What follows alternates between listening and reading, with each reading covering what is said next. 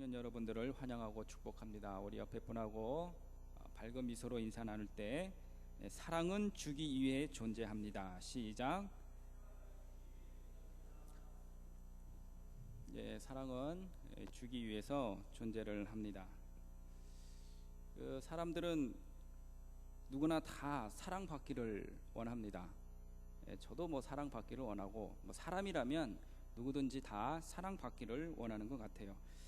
특히 우리 믿는 사람들은 누구로부터 사랑을 받기를 원하냐면은 하나님으로부터 사랑받기를 원합니다. 그래서 우리가 이렇게 기도를 하죠. 하나님, 나는 하나님께 사랑받기를 원합니다. 하나님, 나를 사랑해 주세요. 이렇게 기도를 우리는 종종 하게 됩니다.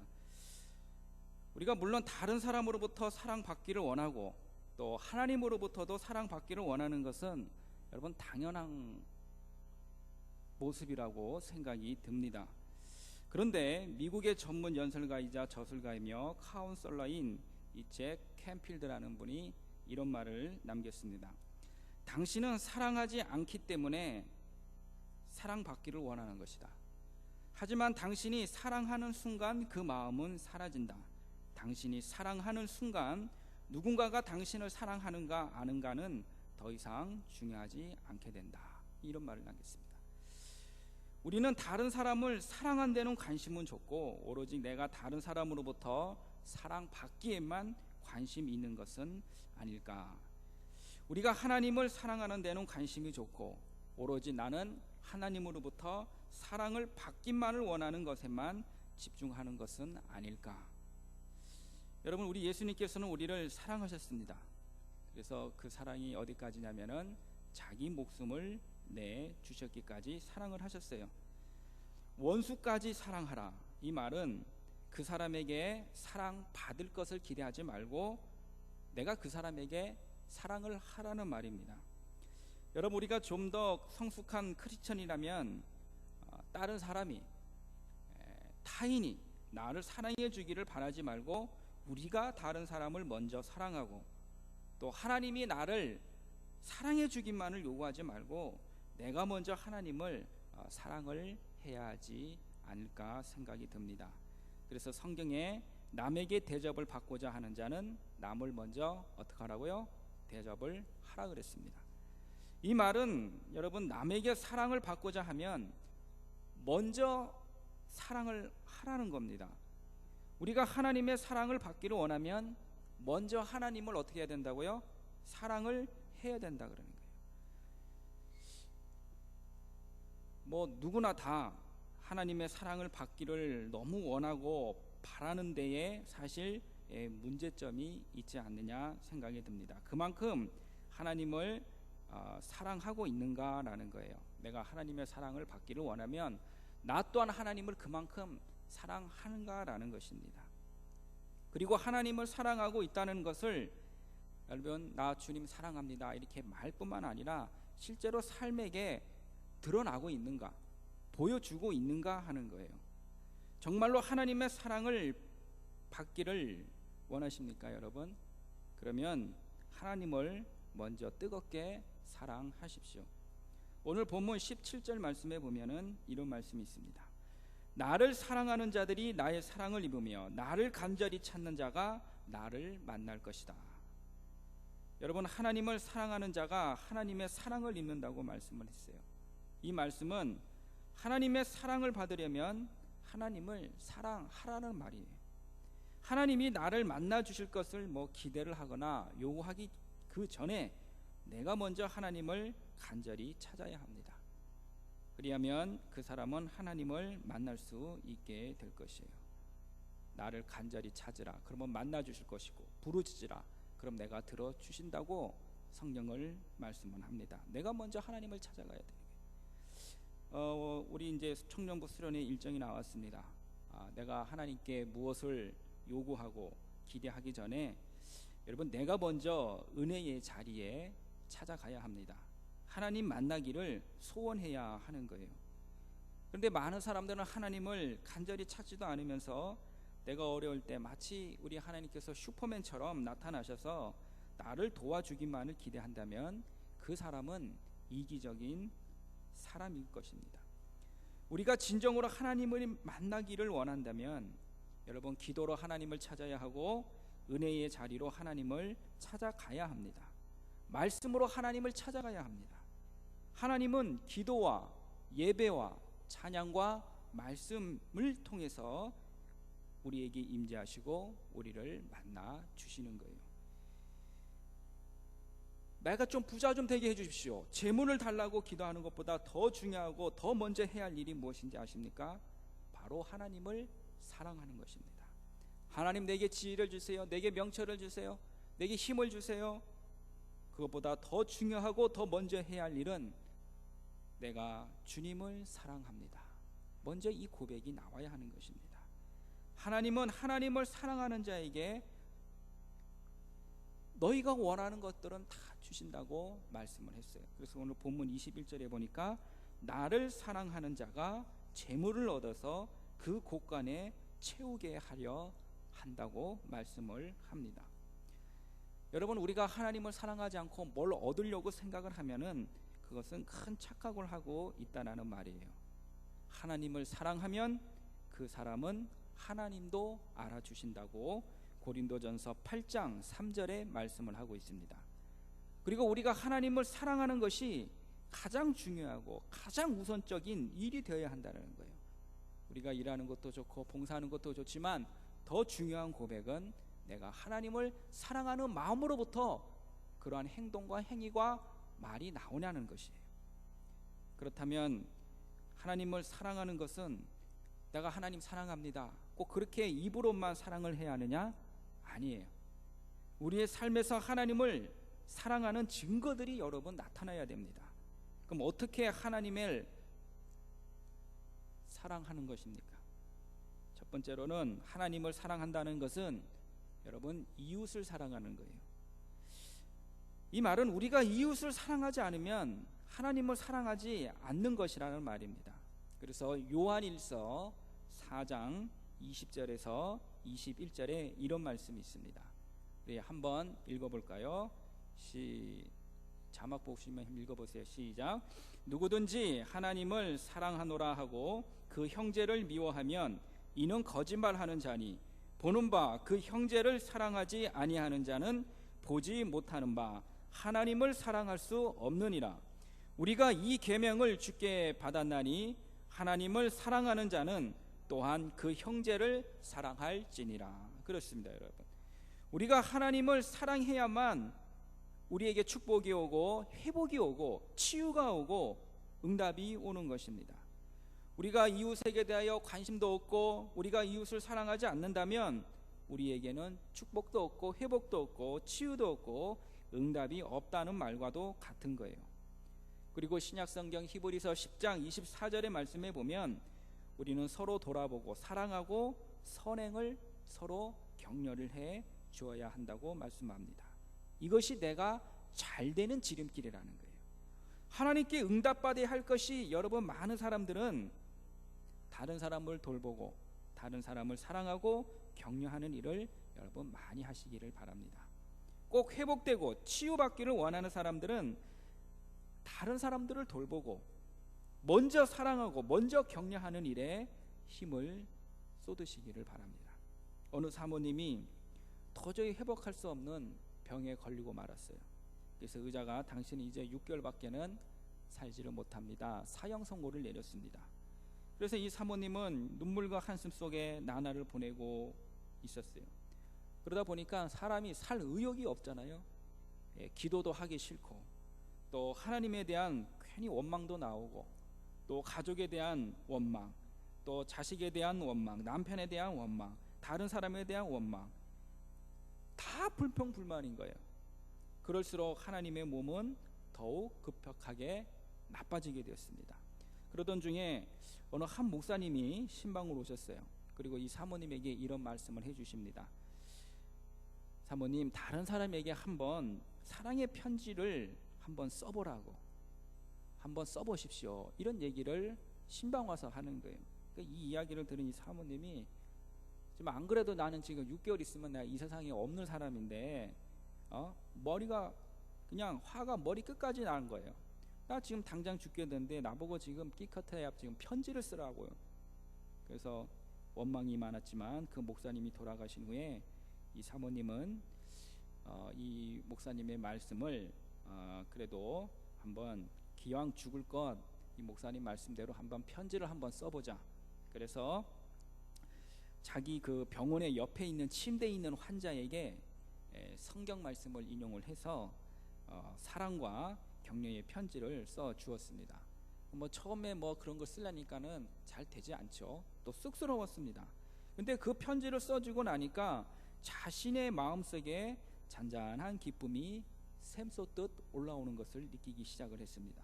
그래서 이제는 내 옆에 침대에 있는 사람뿐만 아니라 내 그 호실 안에 있는 그 방에 있는 모든 환자에게 사랑과 편지의 글을 써 주었습니다. 그리고 더 나아가서는 내 방, 내 호실뿐만 아니라 그 층에 있는 환자에게 일일이 사랑의 편지를 써서 휠체어를 타고 다니면서 가져다 줬습니다. 그렇게 매일매일 사랑과 격려의 편지를 써 주었어요. 근데 이상하게 그 사모님의 마음속에 평강이 생기고 남을 위해서 이렇게 내가 좋은 일을 한다고 생각을 하니까 기쁨이 솟아오는 것을 느꼈습니다. 한 달, 두 달 그렇게 계속해서 편지를 써서 배달까지 했어요. 그런데 참으로 놀라운 일이 일어난 겁니다. 그녀의 병이 낫기를 시작을 한 거예요. 호전이 되기를 시작을 했습니다. 6개월이 지났는데 이거 죽어야 되는데 안 죽는 거예요. 죽기는커녕 점점 건강을 회복해 나갔습니다. 그리고 드디어 퇴원을 합니다. 퇴원에서도 계속적으로 고통받고 신음하고 외로워하고 괴로워하는 그런 사회 약자들을 찾아가서 격려와 위로와 사랑의 편지를 써서 전달을 했습니다. 여러분, 무슨 말입니까? 이웃을 사랑하는 것이 하나님을 사랑하는 거예요. 이렇게 하나님은 하나님을 사랑하는 자에게 놀라운 회복을 주시고 놀라운 치유를 주시고 응답을 주시는 것입니다. 두 번째로, 하나님을 사랑한다는 것은 어떻게 우리가 드러내야 하는가? 하나님의 말씀에 순종하는 것입니다. 여러분, 우리가 누구를 사랑한다면 그 사랑하는 사람의 말을 잘 들어줍니다. 잘 귀를 기울여줘요. 그래서 요한일서 5장 3절 말씀에 보면 하나님을 사랑한다는 것은 하나님의 계명을 지키는 것이라고 말씀을 하고 있습니다. 다시 말하면 하나님을 사랑하는 자는 하나님의 말씀에 순종하는 사람이라는 거예요. 내가 하나님을 사랑하는 사람이라면 나는 하나님의 말씀에 지금 순종하고 있어야 합니다. 요한복음 14장 21절 우리 한 목소리로 읽도록 하겠습니다. 요한복음 14장 21절 시작. 나의 계명을 지키는 자라야 나를 사랑하는 자니 나를 사랑하는 자는 내 아버지께 사랑을 받을 것이요 나도 그를 사랑하여 그에게 나를 나타내리라. 아멘. 하나님의 말씀에 순종하면 애굽 사람에게 내린 모든 질병 중 가운데라도 내게 내리지를 않는다 그랬습니다. 그래서 이스라엘 백성들 또 애굽 사람들 같이 살고 있었는데 애굽 땅에 하나님께서 10가지 재앙을 내려주셨는데 이상하게 그것은 애굽 사람들한테는 내리고 이스라엘 사람들한테는 내리지를 않았어요. 순종하는 그 사람에게 나는 치료하는 하나님이 될 것이라고 출애굽기 15장 26절에 하나님은 약속을 하고 계십니다. 하나님, 나를 사랑해 주세요. 기도하기 전에 하나님, 제가 하나님의 말씀을 순종하겠습니다. 먼저 기도하세요. 하나님은 순종하는 자에게 성령을 주신다고 사도행전 5장 32절에 말씀하고 있습니다. 어떤 사람이 작은 소년 하나를 길을 가다가 만났어요. 그 소년은 절름발이인 더 작은 소년 하나를 등에 업고 가는 것을 만나게 되었습니다. 그래서 얘기를 합니다. 업고 가기에 참 무겁겠다 이렇게 얘기를 하니까 그 소년이 하는 말은 무겁지 않습니다. 내 꼬마 동생인걸요 이렇게 대답을 했습니다. 사랑으로 지고 사랑으로 운반하는 짐이라는 것은 여러분 언제나 가벼운 것입니다. 하나님을 사랑하면 하나님께 순종하는 것도 무거운 것이 아니라 가볍다라는 거예요. 순종을 너무 이렇게 어렵게 생각을 하시면 안 됩니다. 하나님을 사랑하면 순종은 가벼운 거예요. 옛날 순임금 때에 있었던 일이 전해 내려온 이야기가 있습니다. 순임금이 하루는 신하들에게 구럭에다가 물을 길어다가 부으라고 했어요. 그때 많은 신하들이 수근수근거리며 임금님을 비난을 합니다. 명령에 복종을 하지 않았습니다. 그런데 한 충성스러운 한 신하가 임금님의 명령을 내가 어찌 거역하리요 이러면서 하루 종일 물을 길어다가 구럭에다가 다 갖다가 붓는 거예요. 이게 구럭이 물이 담기든 뭐 흘러 넘치든 말든 신경 쓰지 않았습니다. 그저 하라고 하니까 그냥 한 거예요. 그런데 얼마나 퍼담았는지 나중에는 그 우물 바닥이 드러나게 됐습니다. 그런데 그 순간 바닥을 보니까 번쩍거리는 금 황금 덩어리가 눈에 띄게 된 것입니다. 그래서 그 신하는 황금을 건너가지고 와서 임금님께 가서 자초지종을 이야기를 털어놓습니다. 그러니까 이 임금님은 아주 매우 기뻐하면서 이런 말을 합니다. 이것이 바로 순종하는 자가 얻을 상급이니 그대가 가져가시오. 이런 말을 했답니다. 여러분, 하나님을 사랑하는 자는 순종합니다. 순종하는 자는 하나님께서는 무조건 축복하십니다. 세 번째로 하나님을 사랑한다는 것은 내가 어떻게 해야 하는가? 첫 번째로는 뭐라 그랬습니까? 이웃을 사랑하라는 것이고, 두 번째는 어떻게 하라 그랬어요? 순종을 하라 그랬습니다. 그럼 내가 어떻게 하나님을 사랑해야 하는가? 세 번째는 하나님을 본받는 것입니다. 우리가 그 누구를 사랑한다면 그 사람을 본받으려고 합니다. 에베소서 5장 1절에 이런 말씀이 있습니다. 우리 한 목소리로 읽도록 합니다. 시작. 그러므로 사랑을 받는 자녀같이 너희는 하나님을 본받는 자가 되고. 하나님을 사랑하는 자는 하나님을 본받게 되어 있습니다. 하나님을 본받는다는 말은 하나님을 닮아간다는 말이에요. 이제 우리는 우리의 말이 하나님을 닮아가야 합니다. 여러분의 생각이, 여러분의 행동이, 우리의 삶이 하나님을 닮아가야 하는 거예요. 그래서 내가 조금 더 부드러워지고 온유하고 좀 더 친절하고 조금 더 인내하고 짜증과 신경질 내지 않고 신용도 잘 지키고 여러분 성실해야 합니다. 정욕적이고 세상적이고 쾌락진 것을 버리고 이제는 예수 믿는 사람답게 말하고 생각하고 행동하고 예수님을 닮아가야지 않겠습니까? 하나님도 거룩하니 너희도 거룩하라 말씀을 합니다. 닮아가야 된다는 거예요. 하나님을. 내가 거룩하니 너희도 거룩하라. 하나님을 닮아가는 것, 그것은 하나님을 사랑하는 것입니다. 사랑할 때 사랑의 대상을 이해하고 닮아가는 것처럼 하나님과 사랑에 빠진 그리스도인은 하나님의 성품을 닮아가고 하나님의 본질을 닮아가게 되어 있는 거예요. 또 좀 더 많은 시간을 보내기를 소망하는 거죠. 하나님의 만나는 시간을 넘어서 스스로 만남의 자리를 여러분 찾아가고 마련하게 되는 것입니다. 마치 여인처럼 하나님과 우리와의 사랑도 함께 보내는 시간을 통해 자라나고 성숙해지는 것입니다. 여러분, 하나님과 시간 보내는 것을 사모하시기를 바랍니다. 그분을 알고자 하는 갈망이 우리 안에 가득할 때 여러분, 우리는 형식적이고 그리고 그냥 형식적이고 얽매여 있는 신앙인에서 벗어나 참된 그리스도인의 제자로 거듭날 수가 있습니다.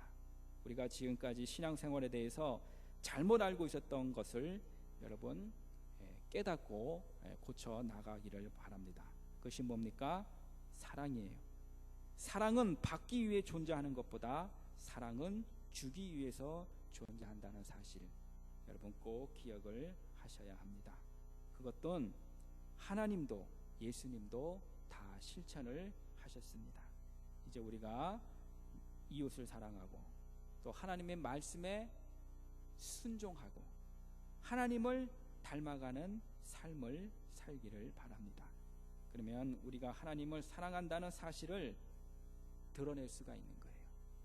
그 우리가 하나님을 사랑한다는 것을 우리의 삶으로 드러나게 될 때 우리 하나님께서는 기뻐하시고 여러분의 인생을 책임져 주실 것입니다. 그러한 인생을 살아가기를